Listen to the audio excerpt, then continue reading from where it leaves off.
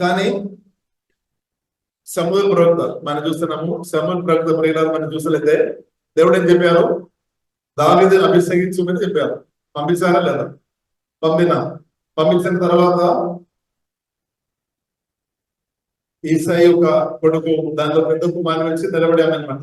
చాలా ఎత్తుంది, చాలా ఏలియాబ్ అనే ఒక వ్యక్తి వచ్చి నిలబడాం. సమూహలు ఏమనుకున్నారు? ఆయన అనుకున్నారు. ఆయన దేవుడు చెప్పారు, ఆయన కాదు ఏనని చెప్పారు. అర్థమవుతుంది. మన సరాసరి బయట చూస్తారని, బయట ఉంటే కాదు.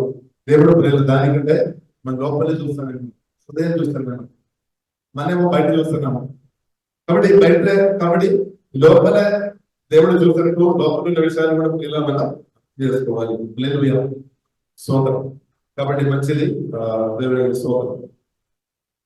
సరే, ఏదైనా కూడా చాలా మంచి సాక్షి చెప్పారు. దేవుడికి స్తోత్రం.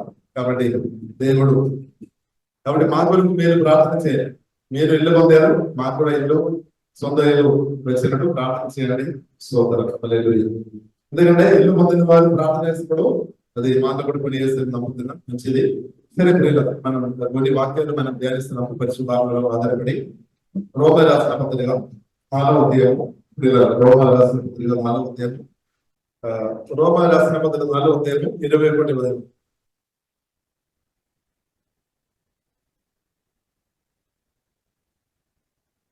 రోమా రాసిన పత్రిక 4వ అధ్యాయము 21వ వచనం ఒకసారి చదువుతారు.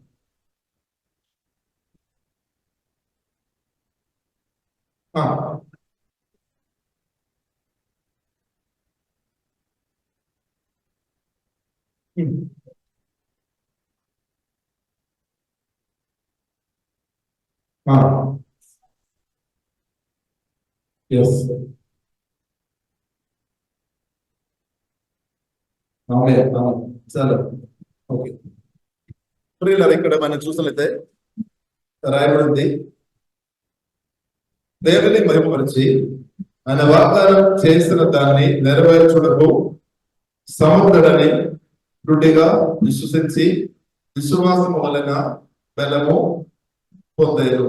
దేవుని గురించి రాయబడింది, చెప్తారు. దేవుని గురించి రాయబడింది, అబ్రహాం గురించి రాయబడింది. అబ్రహాం జీవితంలో దేవుడు అబ్రహామును డైరెక్ట్ పిలిచారు. డైరెక్ట్ అబ్రహామును పిలిచి వాగ్దానం అనుగ్రహించారు.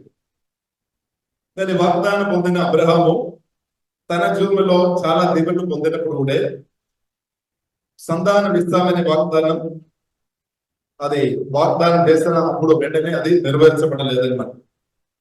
కాబట్టి ఆ సమయంలో అబ్రహాము ఒక పరిస్థితి ప్రియులారా మనం చూసినట్లయితే, అబ్రహాము చాలా సంవత్సరం తన వాగ్దానం కొరకు, దేవుడు చేసిన వాగ్దానం కొరకు ఎదురు చూసి ప్రార్థన చేస్తున్నట్టు ప్రియులారా మనం అర్థం చేసుకోవచ్చు.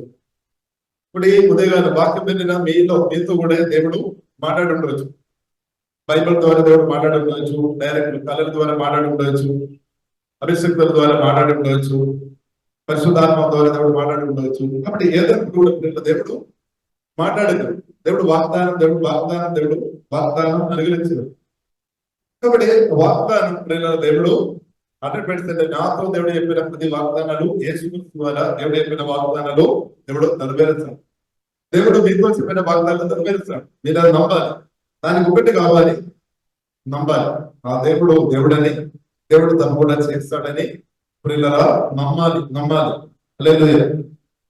హల్లెలూయా. కాబట్టి అబ్రహాం ప్రియులారా పరిస్థితి మనం చూసినట్లయితే, పరిస్థితి చూసి ఉంటే నమ్మకం రాదేమో. ఒకవేళ మన పరిస్థితి మనం చూస్తుంటే, ఇప్పుడు పరిస్థితి చూస్తుంటే దేవుడు చెప్పి ఉండదు, దేవుడు మీకు ఒక పరిచయం ఇస్తామని, శాతాన్ని ఉండలేదని, లేదంటే తలగా నిలబడతామని అందరూ కూడా దేవుడు చెప్పారు, నిజమే.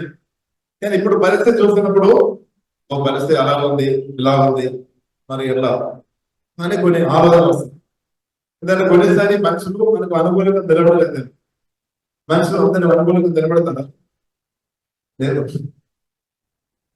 మీ జీవితంలో మీరు అనుభవిస్తున్నారు. కాబట్టి పిలిచిన దేవుడు మాత్రం వెళ్ళినప్పుడు మనకు అంతగా తోడుగా నిలబడదామని దేవుడు చెప్పారు. హల్లెలూయా. కాబట్టి ప్రియులరా సోదరు, కాబట్టి దేవుడు ప్రియుల ఎల్లప్పుడూ మనకు అండగా తోడుగా దేవుడు నిలబడేది. కొన్నిసారి మీరు ఎక్కడ మనుషుల మీద ఎక్కువ ఆధారపడి ఉండొచ్చు. పలానా వ్యక్తి మాకు సహాయం చేస్తారు, పలానా వ్యక్తి సహాయం చేస్తారు. కానీ కొన్ని పరిస్థితుల వారు సహాయం చేయలేని అనుభవాలు మీకు ఉండవచ్చు. నాకు ఎన్నోసారి అలా ఉంది. కానీ అయినప్పుడు మనం ఏ రోజు బ్రతికున్నామంటే చాలా మంది మీకు నాకు మనుషులు కొందరు మనం అనుకున్న వాళ్ళు సహాయం చేయకపోయి ఉండొచ్చు. No problem. అయినా కానీ మనం బ్రతికున్నాము, ఆగమని ఉన్నామంటే దేవుడు నమ్మకస్తుడు కాబట్టి, దేవుడు ఫెయిల్ నమ్మకమైన దేవుడు కాబట్టి మన ఈ రోజు దేవుడు మనను అద్భుతంగా కాపాడాము, నడిపించాము, పోషించాము, నిలబరిచి యేసుక్రీస్తు సాక్షిగా దేవుడు నన్ను నిలబెట్టామని అర్థం చేసుకోవాలి. మనుషులు కొన్నిసారి కానీ దేవుడు మాత్రం మన పరిస్థితిగా ఉండగా తోడుగా నిలబడే దేవుడిని ప్రియులను మనం అర్థం చేసుకోవాలి. అర్థం చేసుకోలేదు అంటే మనకు అర్థం అన్నట్టు దేవుడు నేర్పిస్తాడు. అర్థం అన్నట్టు మన దేవుడు నేర్పిస్తాడు. హల్లెలూయా. ఇప్పుడు ఈ రోజు నేను నాకున్నప్పుడు సంతోషం నిజంగా దేవుడే, లేదంటే నాకు నవ్వు రాదు. సోదరు ఈ రోజు నేను కొద్దిగా అక్కడ కూడా కొద్దిగా వచ్చింది, సారీ క్షమించండి, తీసేస్తుంది. సోదరు సంతోషం ఉన్నామంటే దేవుడు అనమాట. హల్లెలూయా. కాబట్టి ప్రియులారా మనం అర్థం చేసుకోవాలి, మన దేవుడు సీమగల దేవుడు. అంటే దేవుడు ప్రియులారా మనకు కనిపించేది మనం ఊహించినట్టు కాదు, మనం అనుకున్నట్టు కాదు. దేవుడు మనను మంచి దారిలో నిలుస్తానుసరిగా మనకు నేర్పిస్తాడు. కాబట్టి ప్రియులారా మనం అర్థం చేసుకోవాలి, దేవుడు అబ్రహామును పిలిచాము, ఎన్నో వాగ్దానాలు దేవుడు నెరవేర్చాడు.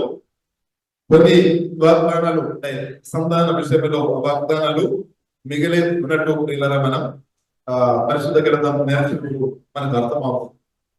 కాబట్టి అప్పుడు మన పరిస్థితి ప్రియులారా మనం చూసినట్లయితే మనకు ఆశ్చర్యమైపోతుంది.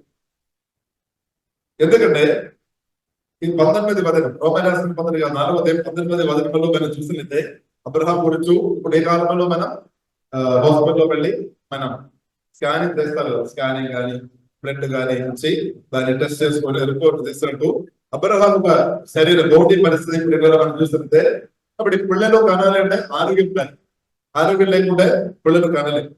కాబట్టి అబ్రహాం ఒక బోడీ పరిస్థితి, అబ్రహాం సార్ ఒక బోడీ శరీరం ఒక పరిస్థితి మనం చూసినట్టే బైబిల్లో రాయబడింది. మరియు అతడు విశ్వాసమునందు బలహీనుడు కాగా రమరమై 100 వయస్సు గలవాడై, 100 వయసు వచ్చిందనమాట, 100 వయస్సు గలవాడై ఉండి అప్పటికి తన శరీరము మృతతుల్యమైనట్టును, శరీరం మృతతుల్యం చనిపోయిన అంటే నిర్జీవంగా ఉంటాయనమాట. బోడీ శరీరం పని చేయలేని సార్ ఉన్నామనమాట. తన శరీరము మృతతుల్యమైనట్టును సారా గర్భమును మృతతుల్యమైనట్టును, 2 పరిస్థితి అలా ఉంటాయన్నమాట.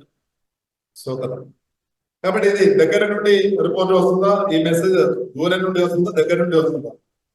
ఈ నెగిటివ్ ఆలోచన దూరం నుండి వస్తుందా, దగ్గర నుండి వస్తుందా? ఎవరైనా చెప్తారా? అబ్రహాం ఒక శరీరం మృతతుల్యమని ఆ మెసేజ్ అబ్రహాంకు దూరం నుండి వస్తుందా, దగ్గర నుండి వస్తుందా? చెప్పండి. ఇప్పుడు అబ్రహాంకు శరీరం మృతతుల్యంగా ఉంది, అది అబ్రహాంకు ఆ మెసేజ్ దూరం నుండి వస్తుందా లేదంటే దగ్గర నుండి వస్తుందా? చెప్పాలి. అర్థం కాలేదు. అబ్రహాంకు శరీరం మృతతుల్యంగా ఉంది, అవునా కదా? బైబిల్ రాయబడింది. ఆ మెసేజ్ చాలా దూరం నుండి ఆ మెసేజ్ తనకు చెవులో కానీ ఆ మనసులో వస్తుందా లేదంటే దగ్గర నుండి వస్తుందా?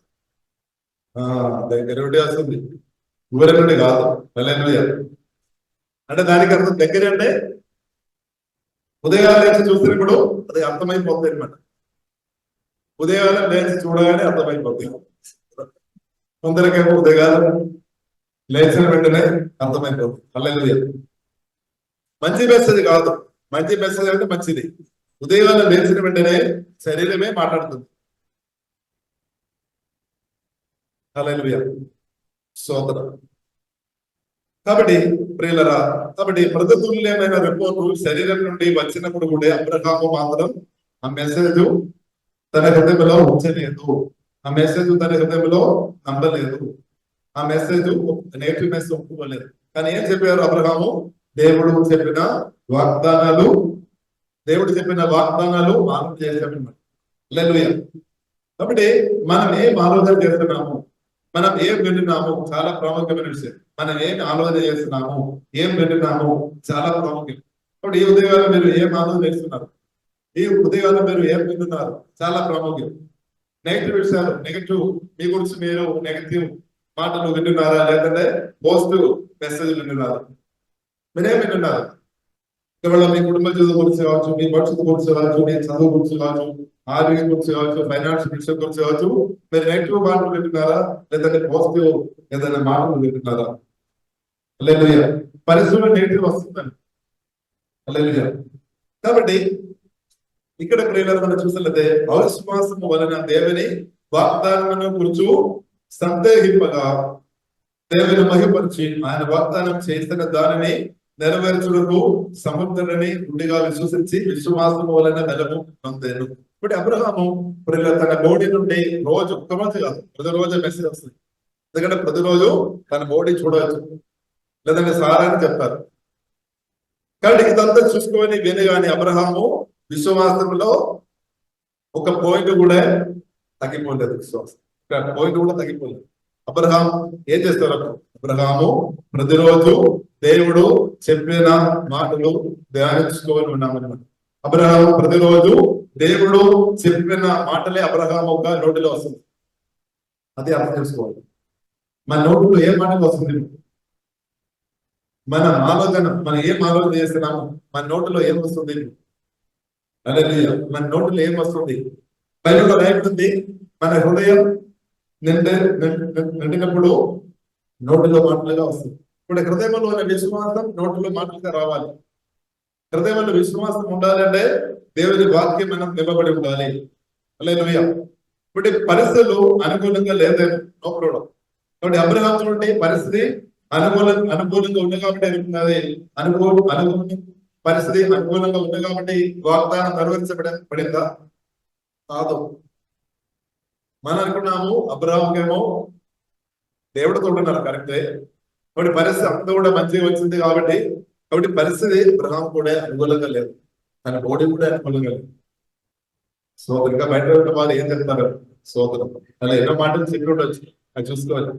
నేను నిన్న చూసాము, ఒకరు ట్రైన్ లో వచ్చినప్పుడు పిక్చర్లో ఉన్న వ్యక్తి కాలు చూపిస్తున్నాడు అనమాట. నేను నాకు దర్శనం అంటే ఫస్ట్ నేను చూసాను అంటే ఆయన కాలు చూపించి డబ్బు సంపాదిస్తున్నాడు. నా పక్కన నుండి అంతస్తు ఆమె దేవుని నమ్మిన వ్యక్తి, ఆమె ఒక మీటింగ్ లో పాల్గొంది వస్తున్నా, ఆమె అంటే నేను చెప్పినాక ప్రియులరా. కాబట్టి శరీరం అది మాట్లాడుతుంది, కాబట్టి పరిస్థితులు మాట్లాడుతుంది. ఇప్పుడు మనం సంఘం కూడా పరిస్థితులు మాట్లాడుతుందా లేదా? పరిస్థితులు ఎలాగ చేయాల్సి ఎలాగ చూసినప్పుడు కొన్ని విషయాలు మనతో మాట్లాడుతుంది. కానీ మనం ఆ రిపోర్ట్ మనం నెగటివ్ రిపోర్ట్ అయితే మనం రిసీవ్ చేయవద్దు, పాజిటివ్ అయితే తీసుకోవాలి. కాబట్టి మనం ఏం చేసుకోవాలి? దేవుని వాగ్దానం, దేవుడు వైపు చూడాలి, దేవుని వాగ్దానాన్ని. కాబట్టి దేవుడు ప్రియులరా నిరీక్షణ లేని సమయంలో డాక్టర్స్ అందరూ కూడా 100% నో చెప్పిన మనుషులందరూ కూడా 100% రిపోర్ట్ నో చెప్పినా సరే, దాని మధ్యలో యేసుక్రీస్తు పిలుపుంది.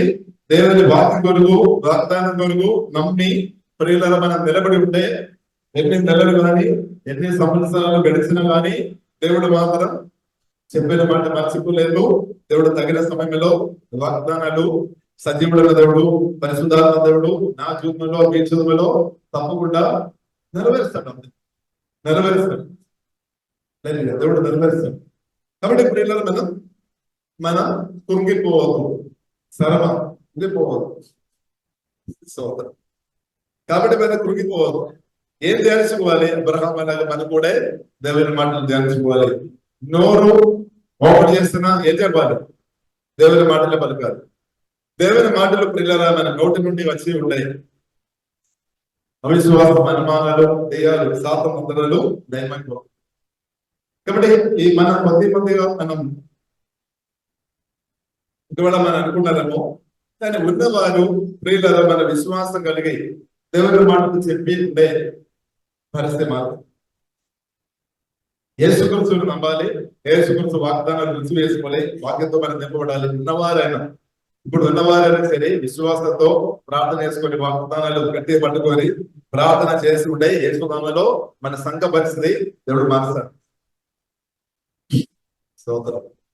కానీ మన ఎట్లా అంటే ఎవరో ఒకరు పని చేయాలి, కష్టపడాలి. నేనైతే చూస్తాను, నేనైతే ఎక్కువ బలపరచబడినప్పుడు చక్కని ల్యాండ్ కొని చక్కని చదువులు కట్టి 100 మంది లేదంటే 1000 మంది కానీ లేదా 200 మంది కానీ అంటే దానికంటే ఎక్కువ వచ్చినప్పుడు నేను చూడడానికి వస్తామంటే దేవుడు అది కాదుకోలేదు. అలాగే అప్పుడు వచ్చి నేనేదో గొప్పవాడని, నేను వెనక కూర్చొని నేనే ప్రార్థన చేస్తామని ఇప్పుడు ముందు నన్ను పిలవాలని కొందరు చెప్తారు. అలాగే కానీ నిజమైన విశ్వాసం అన్న వారు ఇబ్బంది పరిస్థితులు వారి ముందుకు వస్తారు.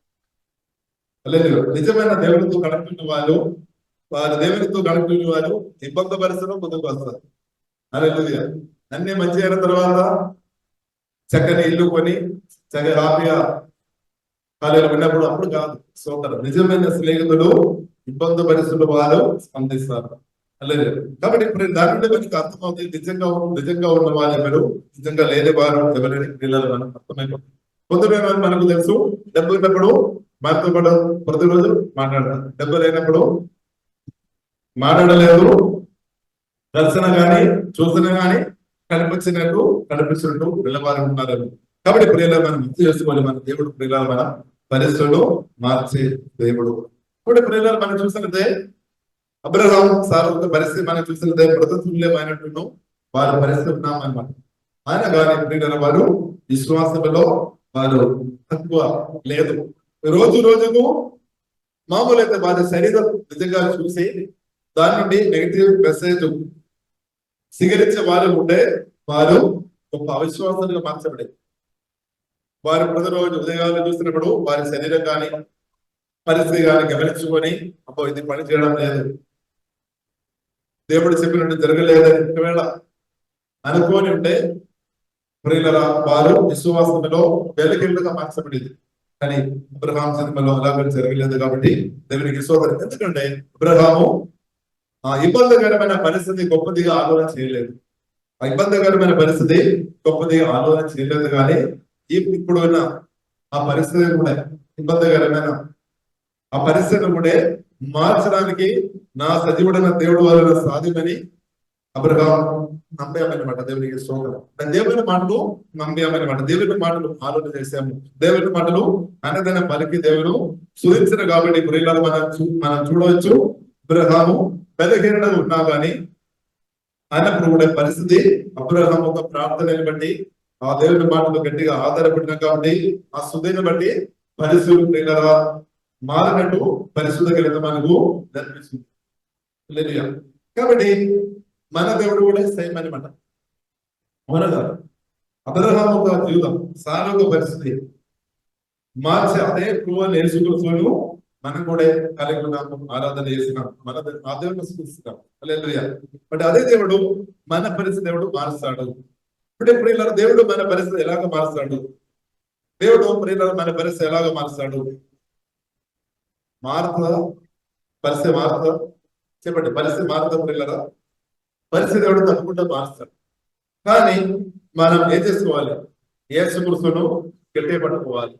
వాగ్దానం ప్రియులారా మనం గట్టిగా పట్టుకోవాలి. ఈ దుష్టుడు సాధారణ ప్రాముఖ్యమైన పని ఏంటంటే సందేహం. మన మనసులో సందేహం తీసుకుని వస్తాడు, అనుమానాన్ని తీసుకుని వస్తాడు. మన మనసులో పెడతానమాట సందేహం, అనుమానం. కాబట్టి దాన్ని మన యేసు మనం తీసిపోయారు, దాన్ని తీసిపోయారు. కానీ మనం ఏం మాట్లాడాలి? మనం హృదయంలో దేవుని ఒక మాటలు మాట్లాడు, యేసుక్రీస్తుని మాట్లాడుకోవాలి. చాలు. యేసుక్రీస్తు మాటలు మనం నమ్ముకోవాలి, యేసుక్రీస్తు మాటలు వినాలి, యేసుక్రీస్తు మాటలు ధ్యానించుకోవాలి. ఇక్కడ చాలా మందికి ఏ పొరపాటు జరుగుతుందంటే మనుషుల దగ్గర వెళతారు, పరిస్థితి అనుకూలం లేనప్పుడు కొందరు మనుషుల దగ్గర వెళతారు. మనుషుల దగ్గర వెళ్ళినప్పుడు వారు మంచి సలహా చెప్తారని వెళతారు. కాబట్టి విశ్వాసం ఉన్న వ్యక్తుల దగ్గర వెళ్ళినా వారు బలపరుస్తారు. కానీ విశ్వాసం లేని వ్యక్తుల దగ్గర ఒకవేళ మీరు వెళ్ళి ఉంటే ఇప్పుడు ఉన్న దానికంటే పరిస్థితి ఇంకా బలమైన వారు చెప్తారు, లేదు వారు చెప్తారు.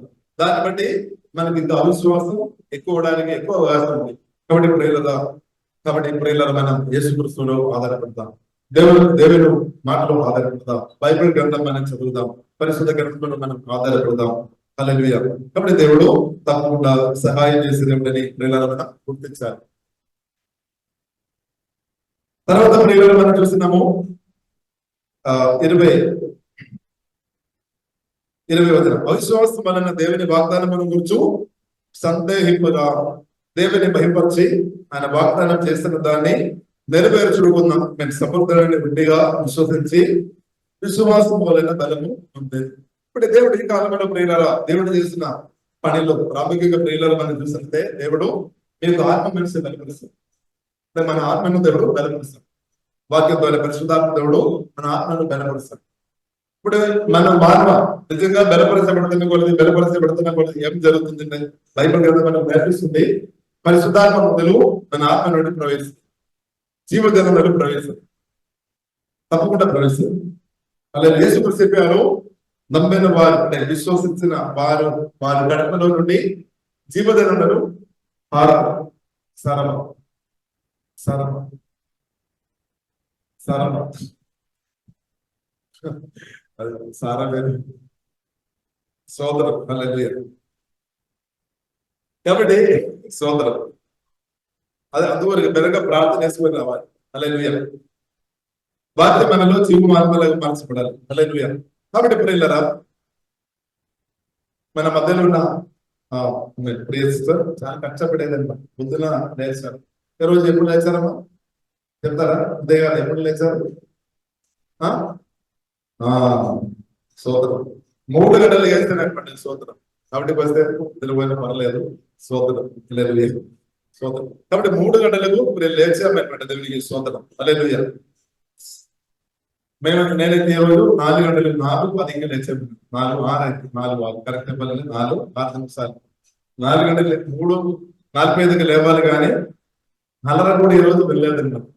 ఎందుకంటే పోయిన వారం అంతా ప్రయాణం చేస్తున్న ఓడి నరసింహుడు కాబట్టి ఏదైనా సరే 4:06 లేచాము. సరే కాబట్టి ప్రియులారా మనం అర్థం చేసుకోవాలి. సరే సమయం ప్రియులారా ఇప్పుడు ఉదయాలు మనం లేవాలి. ఉదయాలు లేవడం మనం నేర్చుకోవాలి. మీరు ఎంతమంది ఉదయాలు లేస్తారు? మీరు ఎంతమంది ఉదయాలు లేస్తారు? సోదరు మీరు ఈ రోజు ఎప్పుడు లేచారు? మీరు 6. Very good. మా పాప మీరు చెప్పు చెప్పమ్మా చెప్పండి. 9 గంటల లేదంటే 8 పర్వాలేదు. సరే ఈ 3 గంటలు లేచిన వారు ముందే నిద్రపోతారు. కానీ 8-9 గంటలు లేచిన వారు 11 గంటల దాకా అప్పుడే లేట్గా నిద్రపోతారు. సరే ఏదైనా పర్వాలేదు, అన్ని సేమ్ వస్తుంది. 6 గంటలు లేచిన వారు దాదాపు 10 దాకా వారు నిలబడతారు. అలాగే అని 3 గంటలు లేచిన వారు 8 వచ్చినప్పుడు 9 వచ్చినప్పుడే ఆవగించలు రావడానికి అవకాశం ఉంది. సరే కాబట్టి ఏదైనా ఇప్పుడు సరే మంచిది. సరే ఏదైనా కూడా పర్వాలేదు. సరే ఉదయకాలం లేవడం అయితే మంచిది. అలాగే లేచి ప్రియులలో మనం ఏం చేసుకోవాలి? ప్రార్థన చేయాలి.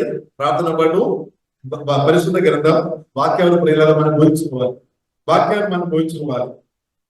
వాక్యాలు బోధించాలి. ఎందుకంటే మన ఇద్దరు పరిశుద్ధాత్మ సగాల వల్ల మనం కట్టుకోవాలి. దాంట్లో ఆధారపడి ఉంది మన భవిష్యత్తు. మన ఆత్మ మనిషి పరిశుద్ధాత్మ వలన వాక్యం ద్వారా ప్రియులను కట్టుకోవాలి. దానిలో ఆధారపడి ఉంది మన భవిష్యత్తు, మన జయం. ఎందుకంటే మన ఆత్మ మనిషి ఎంతగా పరిశుద్ధాత్మ వలన బలపరచబడి ఉంటే అద్భుతాలు, ఆశ్చర్యకార్యాలు, సూచక్రియలు, దేవుని కార్యాలు యేసు నామములో 100% జరుగుతాయి. ఆపడానికి ఎవరికి వీల్లేదు. వచ్చాము సాధారణుడు అప్పడానికి ట్రై చేస్తారు. కొందరు మనుషులు రాకుండా ఆపుతారేమో కొన్నిసారి. లేదా కొందరు మనకు డబ్బు రాకుండా ఆపుతారు కొన్నిసారి. కొందరు అందరు కాదు, కొందరు పట్టదు. ఆయన సిరిపురిలో పరిశుద్ధాత్మ సహాయం వలన వాక్యం ద్వారా మన ఆత్మ మనిషి కట్టుకోవడం మనం నేర్చుకోవాలి. పరిశుద్ధాత్మ వలన ఆత్మ మనిషి కట్టుకోవడం, బలపరచుకోవడం పరిశుద్ధాత్మ వలన ప్రియులను నేర్చుకోవాలి. ఇక్కడ మనం చూస్తుంటే అబ్రహాము పరిస్థితి అనుకూలంగా లేదు, తన బోడి కూడా అనుకూలం లేదు, తన శరీరం కూడా అనుకూలం లేనప్పుడు బలం పొందినట్టు రాయబడింది. కాబట్టి మనం కూడా ప్రియులరా మనకేమప్పుడు శరీరం అయితే అనుకూలంగా ఉంది, వాతావరణం కూడా చక్కని వాతావరణం ఉంది, అన్ని మనకు అనుకూలంగా ఉంది ఇప్పుడు. స్తోత్రం. హల్లెలూయా.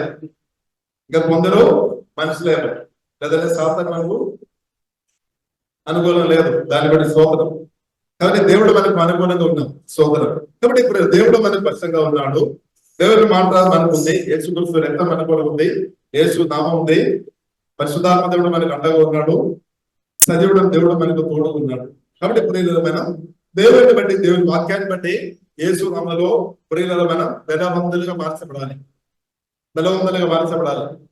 కొందరేమో బలవంతులుగా మార్చబడుతుంది, కొందరేమో బలహీనులుగా మార్చబడుతుంది. స్తోత్రం. కొందరేమో బలవంతులుగా మార్చబడుతున్నాము, కొందరేమో బలహీనులుగా ఉన్నాము అనమాట. ఇప్పుడు ప్రియుల మనందరినీ తీసుకోవాలి. ఎట్టి పరిస్థితుల్లో సరే యేసు నామములో నేను మన ప్రార్థన ఇది, పరిశుద్ధాత్మ నాకు సహాయము, ఎన్నో బలపరచుము. అందువరకు ఫిలిప్పులకు రాసిన 4వ అధ్యాయము 13వ వచనంలో రాయబడింది, నన్ను బలపరచువానియందు నేను సమస్తమును చేయగలను. హల్లెలూయా. నన్ను బలపరచువాని. చూడండి, అపోస్తలుల పౌలు కూడా బలం అవసరం. మనం అనుకున్నా మనకు మాత్రం కాదు, అపోస్తలుల పౌలు కూడా బలం అవసరం. వారు కూడా, ఆయన కూడా మనలాంటి మనిషి అంతే. హల్లెలూయా.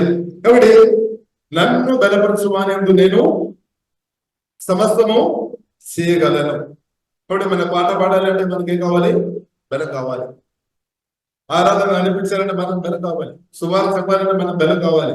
ఇతరులతో క్షమించాలంటే మనం బలం కావాలి. ఇతరులకు సహాయం చేయాలంటే మన ఆత్మ మనిషి బలం కావాలి. హల్లెలూయా. ఇతరులను ప్రేమించాలంటే బలం కావాలి. బలం లేదంటే అది వీలు లేదు. సోదరం ప్రాక్టికల్ గా జరగలేదు.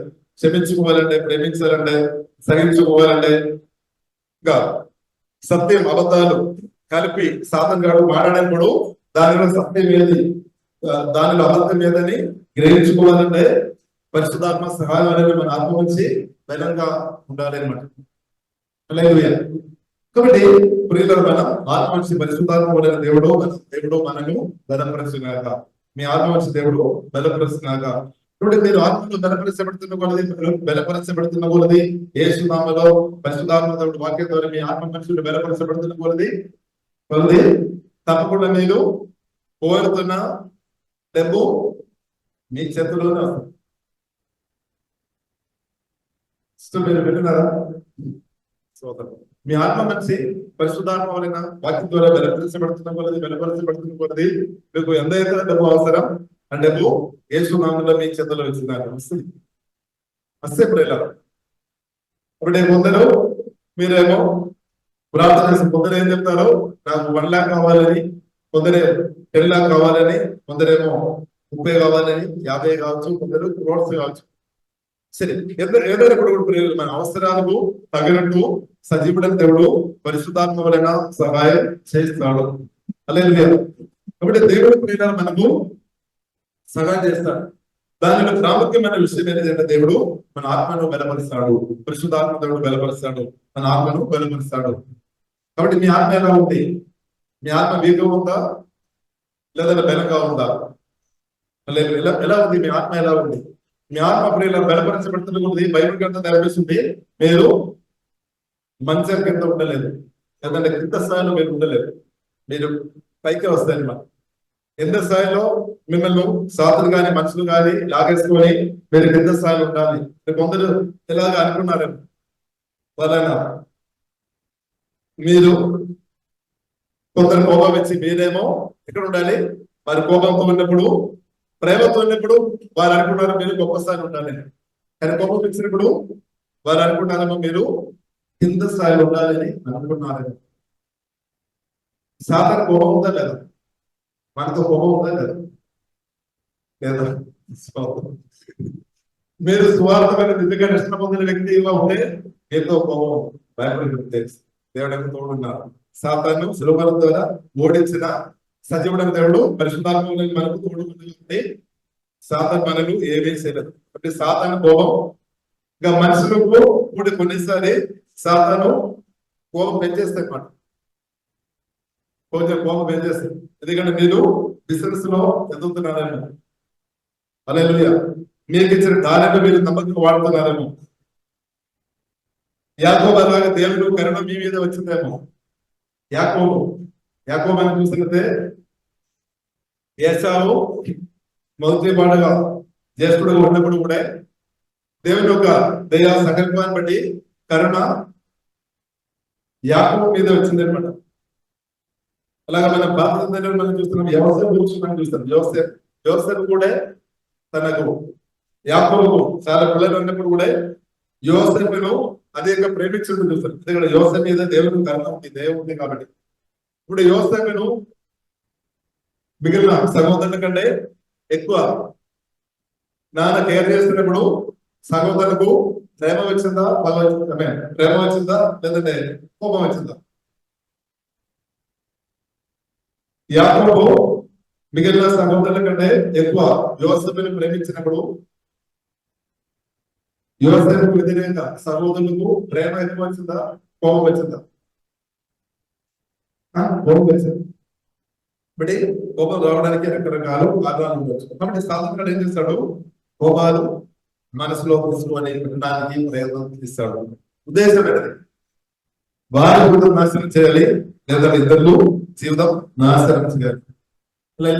కాబట్టి ఒకవేళ మీ పైన కొందరు కోపంతో ఉన్నాడు, కానీ ఆయన ఒక సత్యం ప్రియులను అర్థం చేసుకోవాలి. దేవుడు పరిశుద్ధాత్మలో మీరు ఆత్మాన్ని బలపరచబడుతున్న కొలది దేవుడు మీ ఆత్మను బలపరిచి మిమ్మల్ని పైకు లేవనెత్తాడు.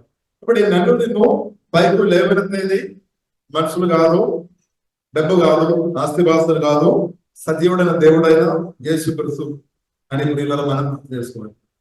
పరిశుద్ధాత్మ దేవుడు అని అర్థం చేసుకోవాలి. దానికి ప్రియులను మనం తీసుకెళ్తే యేసుక్రీస్తును తండ్రి దేవుడు లేపున్నాడు. యేసుక్రీస్తు తండ్రికి లోబడియాము. దేవుడి సమాధి అనుభవం నా కొరకు మీ కొరకు సమాధి అనుభవం యేసుక్రీస్తు అనుభవించాము. యేసు సిలువలో మరణించి 3వ రోజు ప్రియులను మనం చూస్తున్నాము. సమాధి చేయబడిన తర్వాత 3వ రోజు తండ్రి దేవుడు యేసుక్రీస్తు లేపారు. అదే దేవుడు ప్రియులను అదే పరిశుద్ధాత్మ దేవుడు మనలో వచ్చి నివాసం చేస్తున్నారు.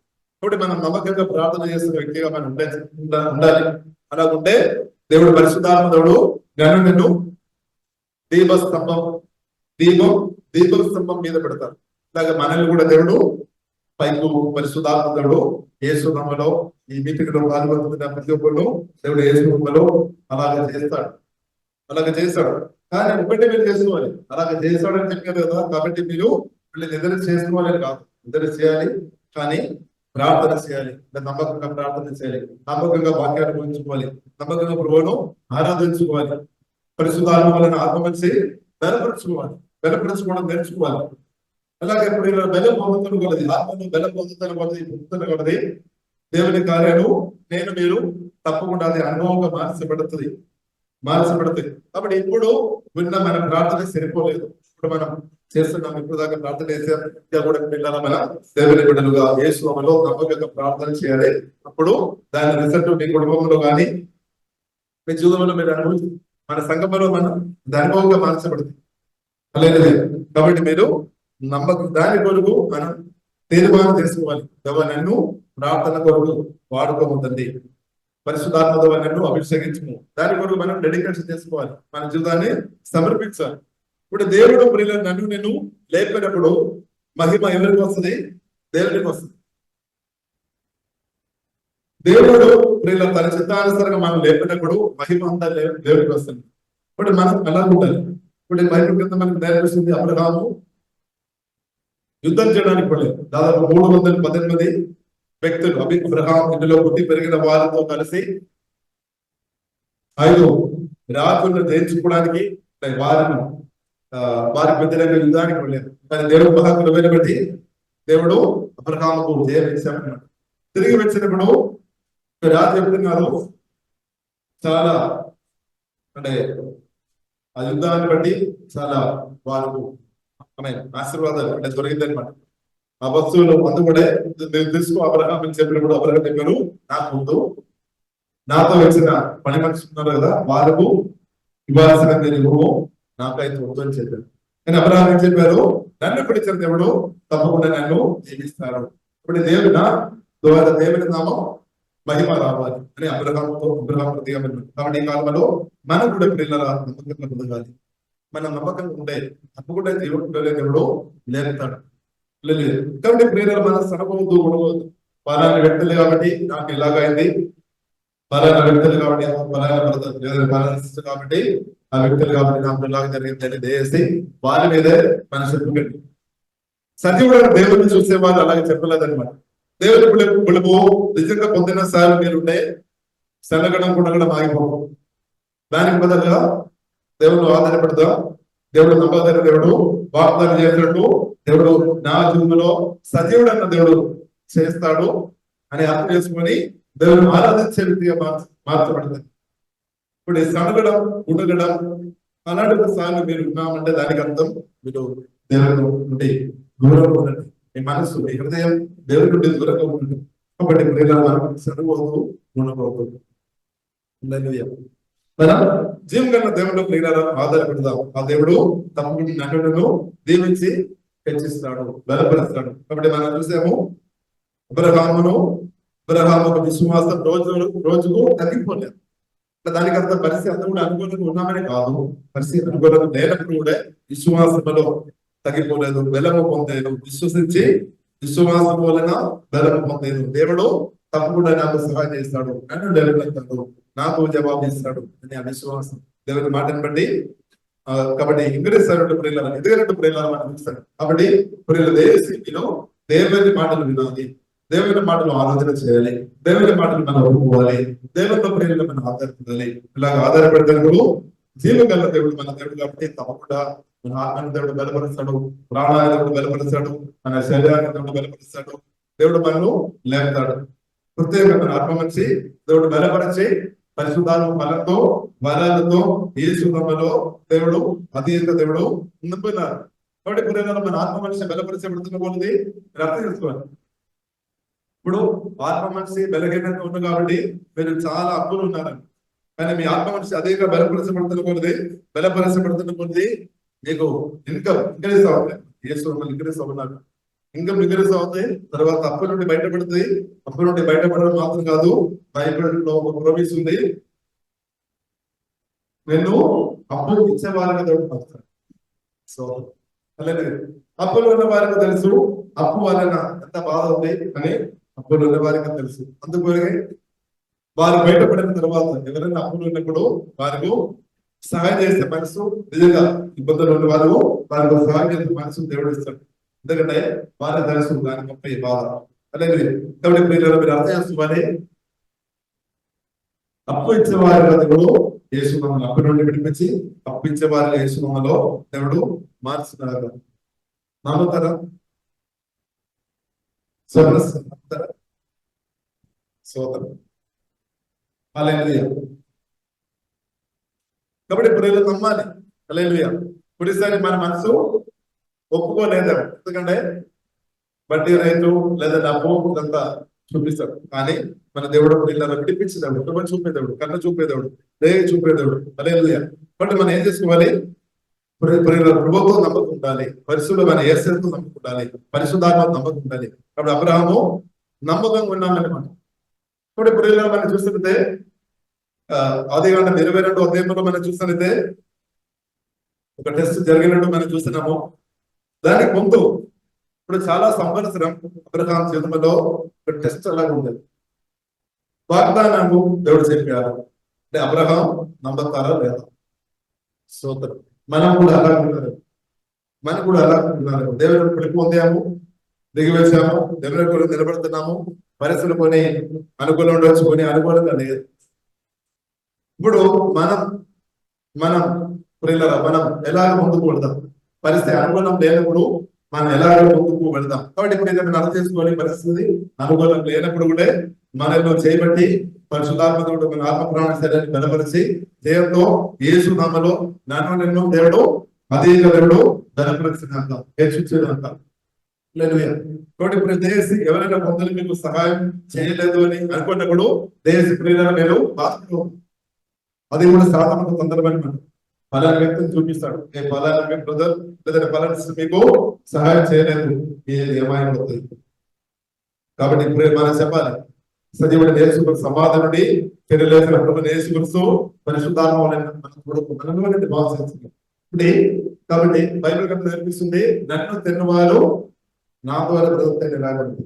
యేసు క్రీస్తును మాటలు తెలుసుకోవాలి, ప్రార్థన నమ్మకం చేయాలి. ఇప్పుడు దేవుడి వల్ల ప్రేరణలో మనం ముందుకు చేయంతో కొనసాగించుకుంటూ దేవుడు యేసులో కృప అనుగ్రహించినాక ఇప్పుడు కొందరు ప్రేరణలు మనకు సహాయం చేయలేదు, దాన్ని బట్టి స్తోత్రం, అది మంచి అయింది. ఎందుకంటే వారు ఒకవేళ సహాయం చేసి ఉంటే మన మనసంతా వారి మీద అయిపోతుంది.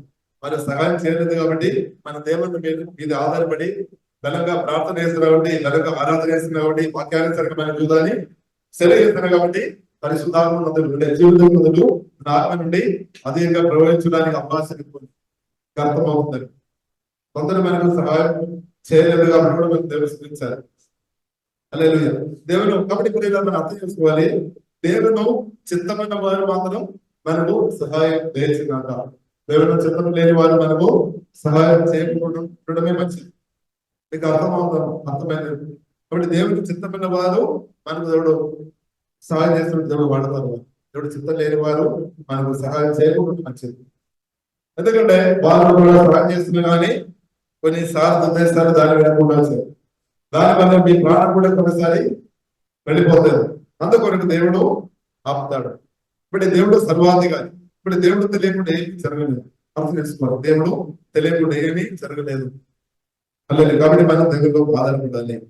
అలాగే కాబట్టి కొందరు మర్చిపోయినా అది కూడా మంచిది. ఎందుకంటే దేవుడు ఇప్పుడు నేను ఏమాత్రమైన విడువను, ఎన్నడూ విడబాయను అంటే మర్చిపోలేని దేవుని శక్తి సన్నది మనం ఎక్కువ అనుభవించడానికి అది మేలైతే మేలైతే.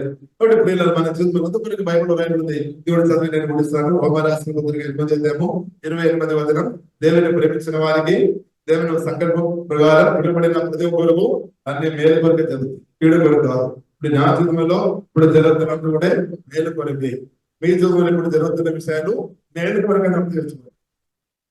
కీడు కొరకే సాధనగా తీసుకుని వస్తాడు అన్నప్పుడు ఉంటాయి. సత్యవడం దేవుడు మనకు మేలుగారంగా మారుస్తాడు. కాబట్టి నమ్మండి. ఇప్పుడు పరిస్థితుల్లో పరిశుద్ధాత్మ దేవుడు మీకు మేలుగారంగా మారుస్తున్నాడు. కాబట్టి ఇప్పుడు మీ పరిస్థితుల్లో మీరు దేవుని స్వరం విన్నట్టు, దేవుని శక్తి అనుభవించట్టు, దేవుని అభిషేకం పొందినట్టు, దేవుని కృప అనుభవించినట్టు, దేవుడు కృప అనుగ్రహిస్తున్నాక కాబట్టి దేవుడు ఆత్మను అదేగా బలపరుస్తాడు. అబ్రహామును బలపరిచి దేవుడు అబ్రహాముకు జవాబిచ్చినట్టు దేవుడు తప్పకుండా ప్రభువులు ఆధారపడుతున్న మనకు కూడా దేవుడు తప్పకుండా సహాయం చేస్తాడు. దాని యొక్క మేలు విడుదల మనం అనుభవించడం యేసునామములో దేవుడు పిల్లల మనకు అందరికీ కృప అనుగ్రహిస్తున్నారు. కాబట్టి నమ్మాలి. అవిశ్వాసంతో పిల్లలు అనుకుంటాం. పరిస్థితి చూసుకొని అవిశ్వాసంతో పోవద్దు. అవిశ్వాసంతో ఉంటే మన దేవుని కార్యాలు చూడలేదు. ఇప్పుడు మనం విశ్వసించే వారుగా పిల్లలు ఉండాలి, నమ్మే వారుగా ఉండాలి. నమ్మిన వారు దేవుని ఆశ్చర్యకార్యాలు ఆశీర్వాదాలు అనుభవిస్తారు. కాబట్టి పిల్లలు మనం ప్రార్థన చేస్తాం. ఒక మాట పిల్లల వాక్యం మనం సంబంధించిపోయే ప్రార్థన చేస్తాం. పరిశుభ్రంగా మా ప్రేమ పడుతున్నా విన్న వాక్యం జీవం మార్చులని ప్రార్థన చేస్తాం. విశ్వాసంలో తగ్గిపోకూడదు. ఈ వాక్యం ఆత్మ సహాయం కానీ విశ్వాసంలో ఎదగదు. ఇప్పుడు సహాయం హృదయం ప్రార్థన చేస్తాం.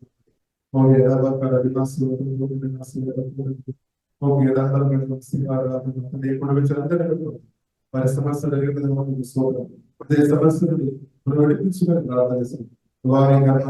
వారి శక్తి సాంప్రదాయాన్ని విడిపించి వారి ఆత్మను బలపరిచి సమస్య నుండి అందరూ బయటపడి సహాయం చేయడానికి ప్రార్థన చేస్తాం. యేసు ప్రార్థన చేస్తున్నాను.